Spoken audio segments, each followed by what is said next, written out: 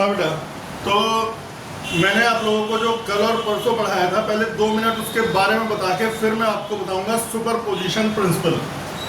बेटा पहला पॉइंट तो मैंने बताया था Coulomb's law. Whenever two charges Q1 and Q2 are at some separation, they exert a force on each other. वो फोर्स होता है 1/4 pi epsilon naught Q1 Q2 upon R square. इसके ऊपर पूरा एक लेक्चर लग चुका है। 1/4 pi epsilon naught Q1 Q2 upon R square. कल हमने आपको कूलम्स लॉ वेक्टर फॉर्म में बताया था, जिसमें पूरा डेरिवेशन करके बताया था कि सपोज एक चार्ज है Q1 जिसकी पोजीशन है R1 वेक्टर, दूसरा चार्ज है पोजीशन R2 वेक्टर, चार्ज है Q2, दोनों को प्लस मान लें, ये है R वेक्टर और ये है फोर्स। कल पूरा एक लेक्चर इस पे लगा है, लेकिन मैं एक बार पूछना चाह रहा हूं कि भाई हाँ भाई वो दिमाग में है या नहीं, फिर मैं बताऊंगा शॉर्टकट। मेरे बेटा ये जो फोर्स होता है 1/, शॉर्टकट मारेंगे 1/4 pi epsilon naught Q1 Q2 upon R square into R cap. याद आया कुछ? फिर अगले स्टेप में हमने लिखा था R कैप को, यदि याद हो तो आप बोल दो, नहीं तो मैं लिख ही रहा हूं, R vector divided by R। अगले स्टेप में हमने इस R और R स्क्वायर को मिला करके, बेटा आपने यदि पिछली वीडियो ना देखी हो तो पहले वो देख लेना यदि कोई एब्सेंट है बच्चा। तो ये हो गया था R क्यूब। उससे अगले स्टेप में ये R क्यूब लिखा गया था मैग्नीट्यूड ऑफ R वेक्टर का होल क्यूब। और फिर आया था आखिरी स्टेप। आखिरी स्टेप में हमने करा था कि R वेक्टर यहां से और यहां से हटा दिया था, वो हेड और टेल वाला मामला। ये जो R वेक्टर है, बताइए R2 vector minus R1 vector था या R1 vector minus R2 vector? R2 vector भाई इसका हेड है R2 पर, और क्योंकि हेड है R2 पर तो ये होगा R2 vector minus R1 vector, R2 vector minus R1 vector. पहले बताइए यहां तक क्लियर? अब शुरू करते हैं। मान लो बेटा हमारे पास न्यूमेरिकल आ जाए या क्वेश्चन आ जाए, तो क्या पहले हम इस फॉर्मूले को हर बार डेराइव करेंगे? क्योंकि मुझे कराना है सुपरपोजिशन प्रिंसिपल। सुपरपोजिशन प्रिंसिपल में आपको इस फॉर्मूले को अप्लाई करना सीखना पड़ेगा, और अप्लाइंग से पहले हर बार डेरिवेशन नहीं होता। तो ये हमारा जो था, अब मैं इसका तरीका बता रहा हूं। नोटिस करो कि ये जो फॉर्मूला है उसमें और इसमें क्या अंतर है।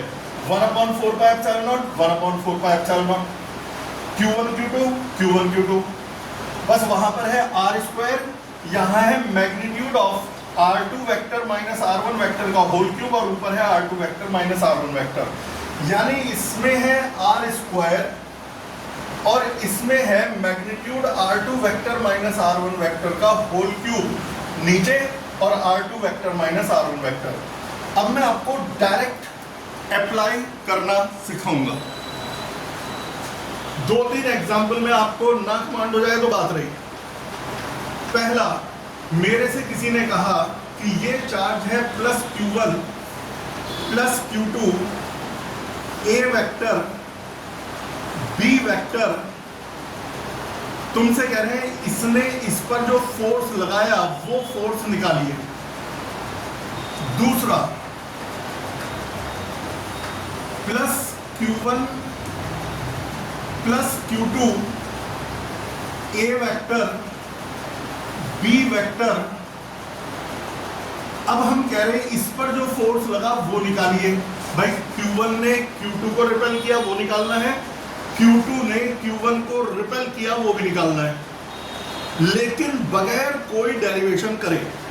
तो मैं यहां पर क्या करूंगा, फोर्स का फॉर्मूला लिखूंगा 1/4 pi epsilon naught Q1 Q2, यहां भी लिखूंगा 1/4 pi epsilon naught Q1 Q2, और नीचे लिख देंगे मैग्नीट्यूड का होल क्यूब और ऊपर ब्रैकेट। यहाँ पर भी मैग्नीट्यूड का होल क्यूब और ब्रैकेट, क्योंकि मैंने आप लोगों को कल के पूरे घंटे में यही सिखाया था कि डिनोमिनेटर में सब में मैग्नीट्यूड का होल क्यूब आता है और ऊपर bracket.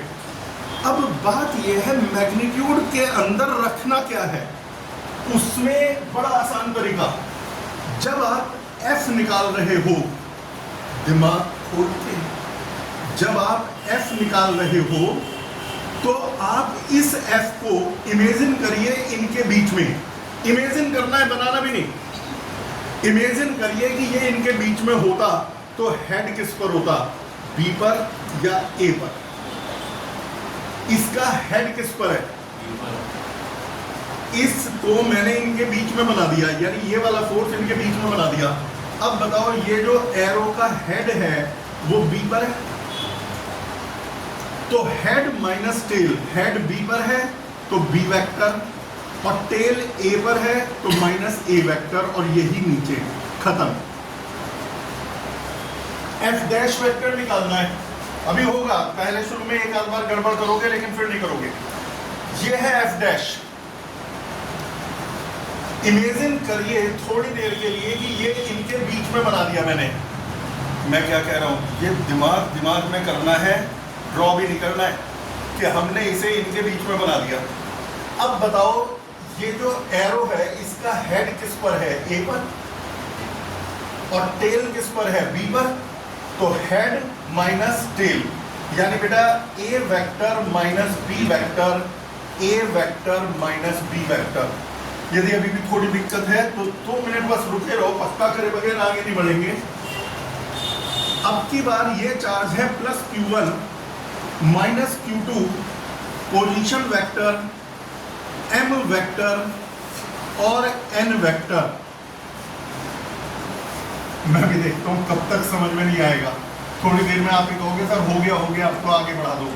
Plus Q1 minus Q2, ये पोजीशन वेक्टर है M वेक्टर और ये पोजीशन वेक्टर है N वेक्टर। ठीक, मेरे पहले ये बताओ प्लस है और माइनस है तो रिपल्जन होगा या अट्रैक्शन, अट्रैक्शन होगा तो ये वाला फोर्स F निकालना है और ये वाला फोर्स F डैश निकालना है। यानी हमें पता लगाना है कि ये जो प्लस Q1 है उसने कितने फोर्स से खींचा और माइनस Q2 ने इसे कितने फोर्स से खींचा, दोनों एक दूसरे को खींच रहे हैं, दोनों निकालना है। तरीका इससे आसान हो ही नहीं सकता।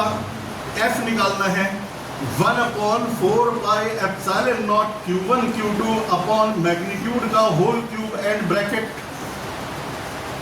यहां पर भी F dash vector 1/4 pi epsilon naught Q1 Q2 upon magnitude का होल क्यूब इनटू ब्रैकेट।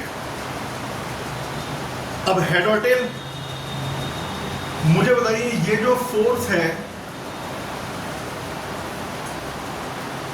इसका हेड किसकी तरफ है, M या N? M, तो लिखेंगे हेड यानी कि M और माइनस टेल मतलब N। और यहां भी इसका हेड किसकी तरफ है, इस वाले का N, तो N minus M, N vector minus M vector. अब एक न्यूमेरिकल में अप्लाई करके देखते हैं। एक न्यूमेरिकल एग्जाम्पल कई बार बोर्ड एग्जाम में आया हुआ है, रेयरली कॉम्पिटिटिव एग्जाम में भी आ जाता है, कंपटीशन से थोड़ा नीचे के लेवल का है। देखो बेटा एक बाउंड्री होती है, जो 12th का टफेस्ट लेवल होता है वो कंपटीशन का लोएस्ट लेवल होता है।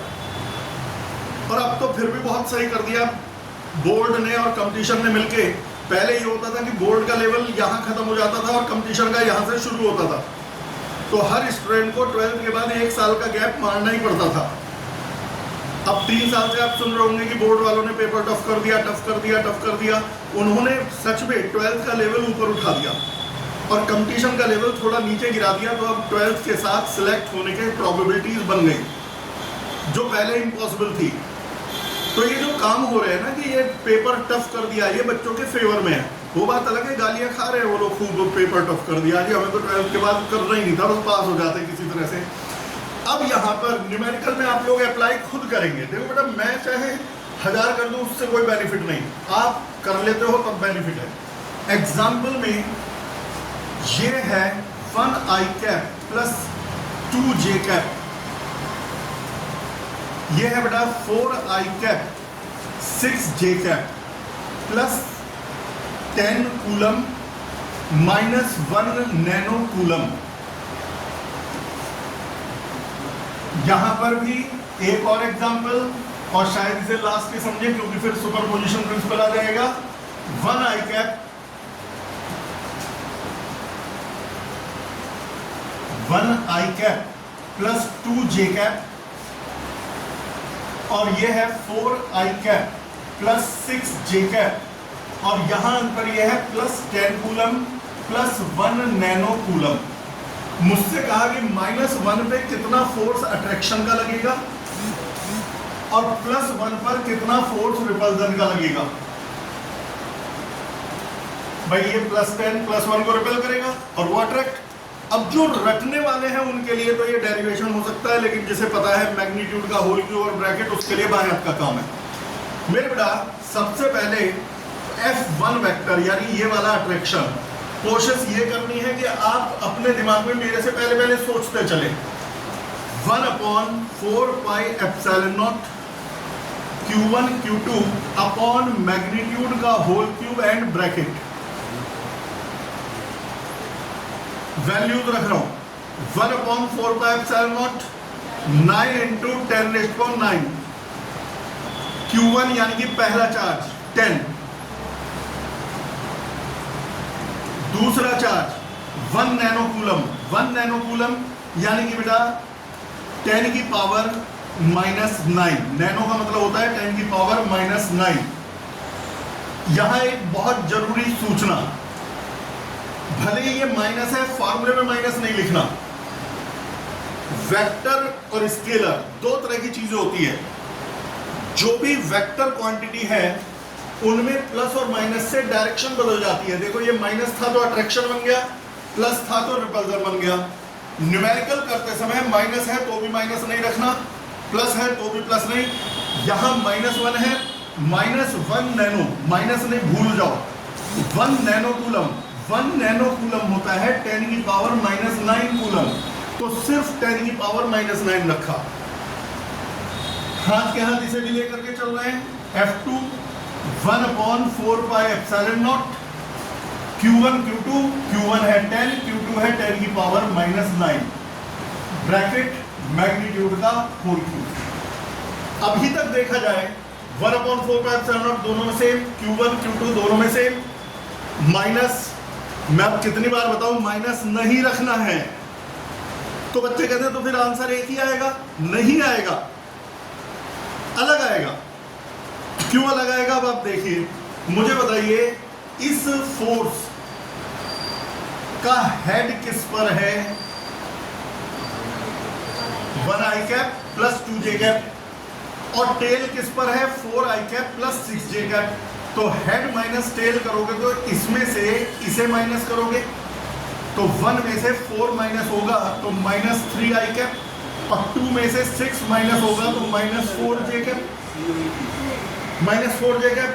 सिमिलरली यहां पर भी अब की बार देखो, पहले यहां पर इसे कर लो, हेड है इस पर, हेड है इसकी तरफ, तो इसमें से इसे माइनस करा तो 1 I cap -4 I cap -3 I cap 2 J cap -6 J cap -4 J cap, और नीचे भी वही आता है -3 आई कैप -4 जे कैप। अब यहाँ हेड किस पर है? तो जवाब है, मैंने कहा था यदि अंदर की तरफ होता तो हम देख लेते हैं हेड किस पर है, यदि बाहर की तरफ हो तो इसी के जैसा अंदर इमेजिन कर लो। आर वेक्टर बनाते थे ना अंदर, इमेजिन कर लो कि ये वाला यहां नहीं यहां रखा है। इमेजिन कर लो कि ये यहां नहीं है, यहां है। अब बताओ हेड किस पर है? 4 I cap plus 6 J cap, और टेल किस पर है? 1 I cap plus 2 J cap. तो इसका मतलब हेड माइनस टेल करोगे तो इसमें से इसे माइनस किया जाएगा तो 4 - 1 3 आई कैप, और 6 - 2 4 जे कैप, तो ये आ जाएगा 3 आई कैप प्लस 4 जे कैप। तो ऑब्वियस सी बात है, आप समझ सकते हो कि दोनों के आंसर में डिफरेंस आएगा। सिर्फ एक बात जो आपने सीखी निगेटिव चार्ज हो तो भी अंदर नहीं रखना है, आपको चार्जेस के मैग्नीट्यूड रखने हैं। क्वेश्चन आता है क्या हमेशा पूरे चैप्टर में? नहीं, कुछ क्वांटिटीज ऐसी होंगी जिनमें डायरेक्शन है, कुछ ऐसी होंगी जिनमें डायरेक्शन नहीं होती, आगे आएंगी। Potential, potential difference, potential energy. जिनमें डायरेक्शन होती है उनमें माइनस का यूज, प्लस का यूज डायरेक्शन बदलने के लिए होगा, और न्यूमेरिकल करते समय माइनस नहीं रखेंगे, यानी माइनस का काम सिर्फ डायरेक्शन के लिए होगा, न्यूमेरिकल करते समय माइनस प्लस नहीं रखेंगे। और जो दूसरी क्वांटिटी जिनमें डायरेक्शन होती ही नहीं, स्केलर, अभी पढ़ाई नहीं तो मैं ज़्यादा नाम वाम नहीं ले रहा, पोटेंशियल वगैरह भी नहीं पढ़ाया, उनमें डायरेक्शन होती नहीं, तो फिर चार्ज यदि माइनस है तो फॉर्मूले में माइनस ही रखेंगे, और प्लस है तो प्लस ही रखेंगे। तो तुम तो एक बात देख लो, फोर्स है, डायरेक्शन है, डायरेक्शन है तो प्लस माइनस सिर्फ डायरेक्शन बताने के काम आएंगे, न्यूमेरिकल में नहीं। अगला स्टेप देख, 10 की पावर 9 और -9 तो उड़ गया, ऊपर रह गया 90, ब्रैकेट में -3i cap -4j cap divided by, अब इसका मैग्नीट्यूड कैसे लेते हैं, कल बताया था, अंडर रूट -3 का स्क्वायर प्लस -4 का स्क्वायर और इसका क्यूब।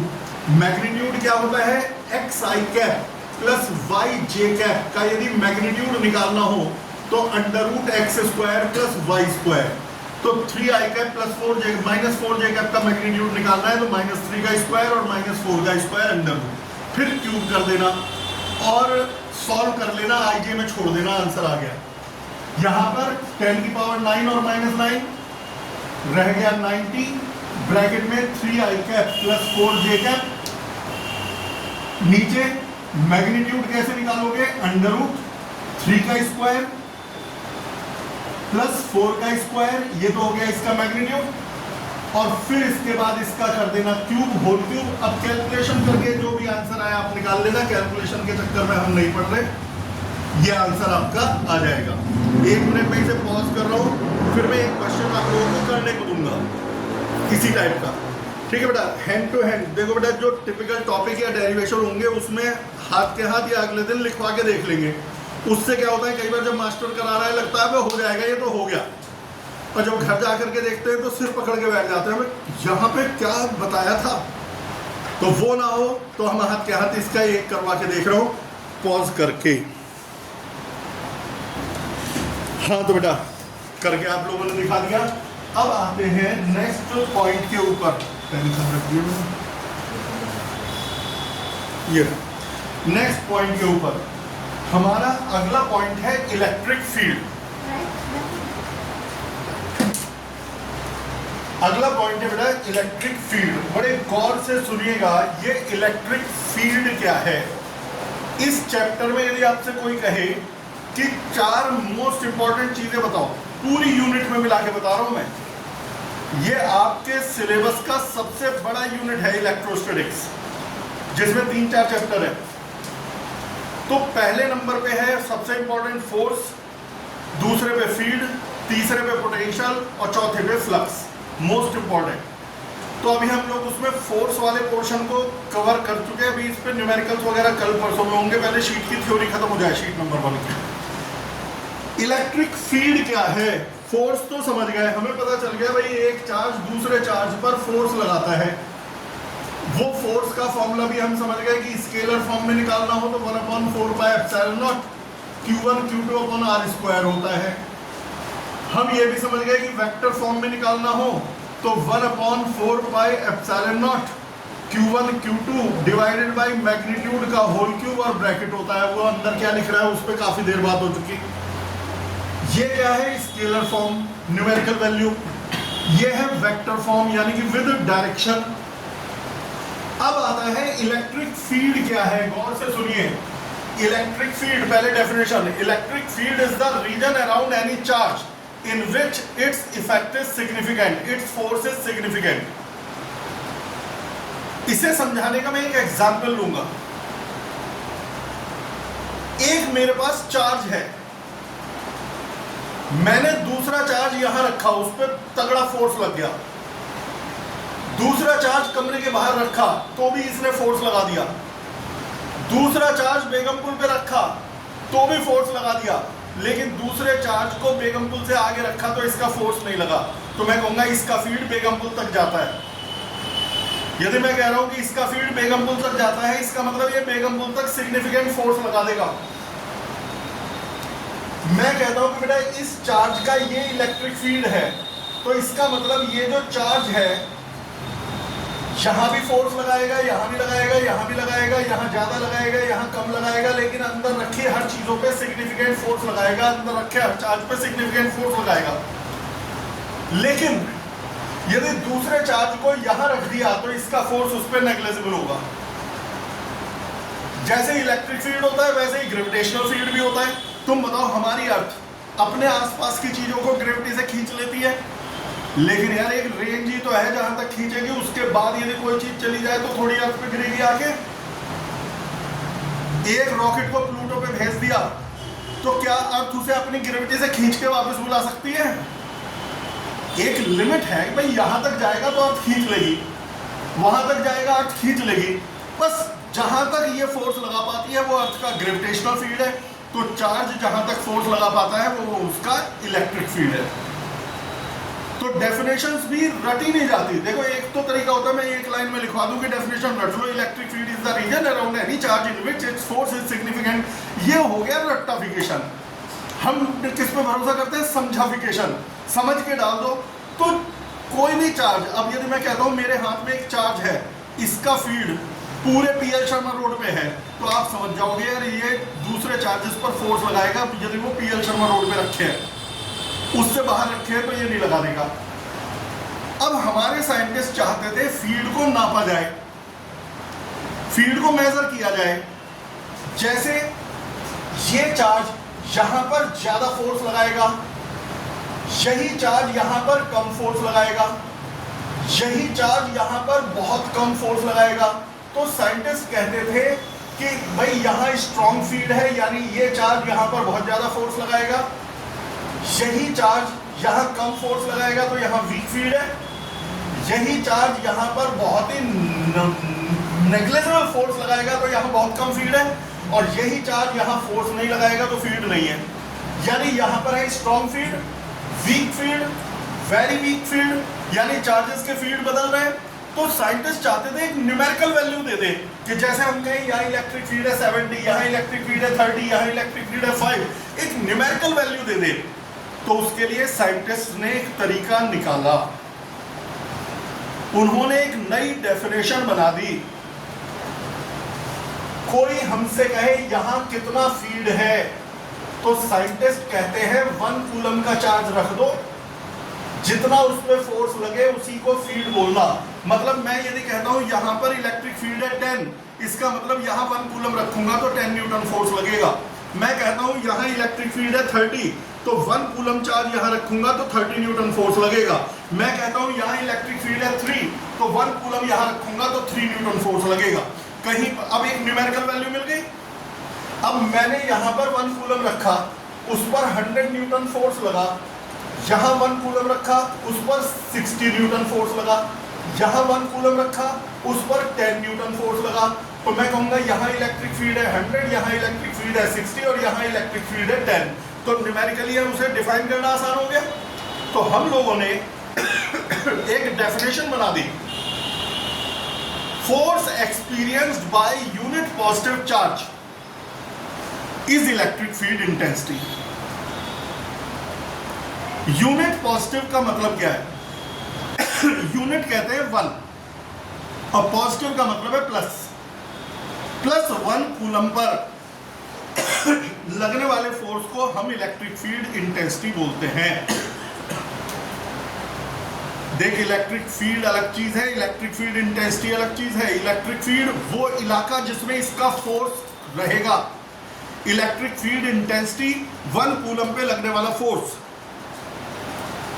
अब बताओ, यदि मैं कहता हूं कि बेटा इस कोने पर इलेक्ट्रिक फील्ड है 50, तो इसका मतलब क्या है कि यहां 1 कूलम रखोगे तो 50 न्यूटन फोर्स लगेगा। अब मैं एक एग्जांपल दे रहा हूं, इलेक्ट्रिक फील्ड पूरे डेरिवेशन वगैरह तो खैर बाद में होंगे, फिलहाल अभी स्पीड कम ही रख रखी है। मेरे से किसी ने कहा कि यहां पर Q चार्ज है, r डिस्टेंस पर कोई पॉइंट है, वहां इलेक्ट्रिक फील्ड बताओ। Pin drop silence. q charge है, r डिस्टेंस पर कोई पॉइंट है, वहां इलेक्ट्रिक फील्ड बताओ। तो मैंने क्या बोला, मुझे यदि इस पॉइंट पर इलेक्ट्रिक फील्ड निकालना है तो मैं यहां 1 कूलम रखूंगा और उस पर लगने वाला फोर्स नाप लूंगा। तो मैं यहां 1 कूलम रखूंगा और उस पर ये चार्ज कुछ ना कुछ तो फोर्स लगाएगा। q चार्ज 1 कूलम पे फोर्स ना लगाए ऐसा हो ही नहीं सकता। तो ये चार्ज 1 कूलम पर फोर्स लगाएगा। जो फोर्स लगाएगा 1 कूलम पे लगने वाला फोर्स ही फील्ड कहलाएगा। यानी फील्ड जो है वो है फोर्स ऑन 1 कूलम। तो जब आपसे कोई कहे फील्ड निकालो तो 1 कूलम पे फोर्स निकाल डालो। और बेटा मैं रोज कह रहा हूं एब्सेंट मत होना। एक दिन एब्सेंट होने का मतलब काफी उड़ जाता है। अब जैसे आज कोई एब्सेंट है, टू बी वेरी फ्रैंक, कहीं ना कहीं तो लेक करेगा, कुछ ना कुछ शॉर्ट में बता भी दो। तो कोशिश ये करो जब तक बड़ी मजबूरी ना आ जाए क्लास में आना है। मैं भी आऊंगा, आप भी। अभी शुरू में थोड़ा स्लो स्पीड में चल रहे हैं, फिर स्पीड में चलेंगे, आएंगे सारे। तो मेरे बेटा 1 कूलम पे लगने वाला फोर्स निकालो। तो भाई ये दो चार्ज के बीच का फोर्स होता है 1/4 pi epsilon naught Q1 Q2 upon R square. अब Q1 तो है Q, Q2 है 1। तो इस तरह से फॉर्मूला आ गया 1/4 pi epsilon not Q upon R square. यही है इलेक्ट्रिक फील्ड इंटेंसिटी का फॉर्मूला। असली नाम तो है इसका इलेक्ट्रिक फील्ड इंटेंसिटी, लेकिन शॉर्ट में न्यूमेरिकल के समय इसे इलेक्ट्रिक फील्ड ही बोल देते हैं। न्यूमेरिकल में कहेंगे फाइंड इलेक्ट्रिक फील्ड, तो वो असल में इंटेंसिटी पूछ रहे हैं।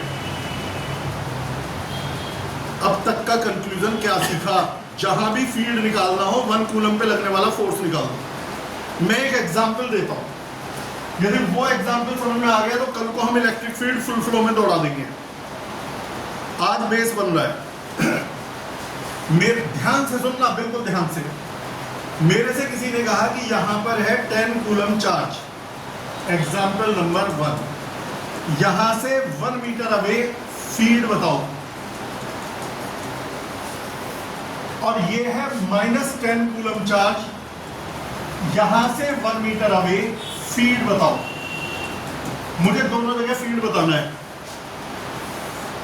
फील्ड है 1 कूलम पर लगने वाला फोर्स। तो वो ये पूछना चाह रहे हैं कि यदि हम यहां 1 कूलम रख दें तो कितना फोर्स लगेगा, क्योंकि 1 कूलम पर जितना फोर्स लगेगा वही तो फील्ड है। फिर ये पूछना चाह रहे हैं कि 1 कूलम यहां रख दें तो कितना फोर्स लगेगा, क्योंकि 1 कूलम पे लगने वाला फोर्स ही तो फील्ड है। तो इसका मतलब फील्ड के न्यूमेरिकल और फोर्स के न्यूमेरिकल एक से, दोनों में कोई अंतर ही नहीं है।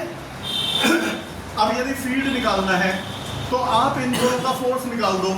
1/4 pi epsilon naught, Q1 is 10, Q2 is 1 upon 1 square. तो ये आ जाएगा 9 × 10⁻10 न्यूटन पर कूलम। ये आ गया फील्ड।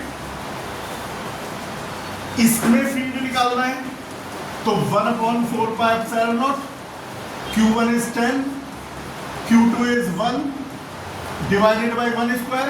तुम कहोगे सर ये तो -10 था। भैया मैं इतनी देर से भौंक रहा हूं कि माइनस है तो माइनस रखना मत। फील्ड क्या है? 1 कूलम पे लगने वाला फोर्स, और फोर्स में डायरेक्शन होती है। जिसमें डायरेक्शन होती है उसमें चार्ज प्लस माइनस के साथ नहीं रखते। तो तुम कहोगे तो क्या ये आंसर एक है? नहीं भाई, डायरेक्शन अलग है। ये +10 +1 को रिपेल करेगा तो यानी इलेक्ट्रिक फील्ड है रिपल्सिव, और ये -10 +1 को अट्रैक्ट करेगा तो ये इलेक्ट्रिक फील्ड है अट्रैक्टिव। तो यानी एक इलेक्ट्रिक फील्ड की डायरेक्शन वहां और एक इलेक्ट्रिक फील्ड की डायरेक्शन यहां। तो प्लस और माइनस ने तो बस इतना बताया कि डायरेक्शन दूर है या डायरेक्शन पास है। न्यूमेरिकल करते समय माइनस प्लस नहीं रखना है। अब इस शीट नंबर 1 में क्या क्या रह गया हमारा?